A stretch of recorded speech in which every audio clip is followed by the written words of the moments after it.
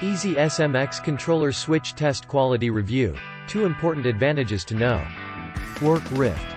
Don't forget to subscribe to our channel. EasySMX Controller Switch Test Review. Lights and impressive battery life. It charges using the provided USB to USB-C connector, so you won't need to keep AA batteries on hand like you might with some other third-party controllers.